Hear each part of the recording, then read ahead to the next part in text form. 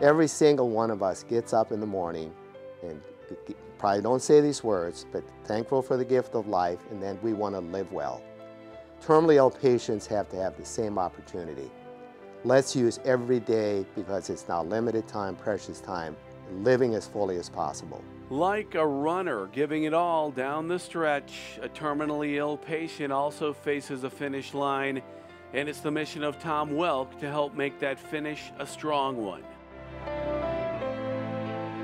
Welk was a driving force in helping establish Wichita's first hospice program. So what we want to do in hospice is help people live well every single moment of their gift of life.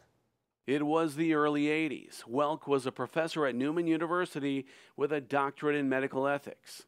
He says hospice was a new idea in the United States, but an idea that was long overdue. It began with basically an individual at the Wichita State Counseling Center who cared for her mother at home and knew that that was a tough labor of love.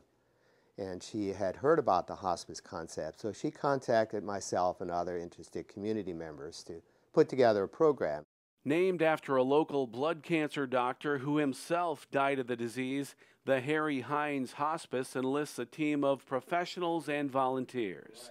They help with both physical and emotional care for the terminally ill and their families. The mission is to help people through what's difficult and inevitable and seize upon the opportunities that exist in those final days of life.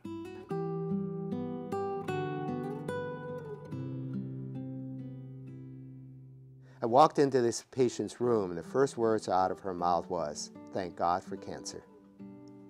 Now that seems weird or strange, doesn't it? And this woman had a lot of the loose ends you talked about, especially with family, with loved ones.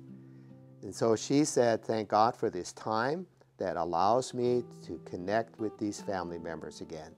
So we worked with her, myself and the social worker, got these people connected with her. When she had done her work with the last one, she died. Though he is an ordained Catholic priest, Welk says this hospice has no religious affiliation. All faiths are welcome. There are now 16 hospice programs in Wichita, but Harry Hines is the only nonprofit. Welk's current role is Director of Professional Training and Pastoral Care. He says it's rewarding work, though also challenging, as you can imagine. If you don't take care of yourself in this challenging work, it can take its emotional toll. And you better take care of yourself if you are going to take care of anybody else. So just as hard as he works, Welk also loves to play, and he is an expert at it. He loves to garden. I like to come out here and just be by myself, you know, planting and so on, and it really lets a lot of stress go from you. Welk's passions also include hunting and fishing in Alaska when he can, and he's an expert craftsman, having built this wooden sailboat from scratch. Welk says being creative and having fun helps him recharge for the really important work to which he has devoted his life.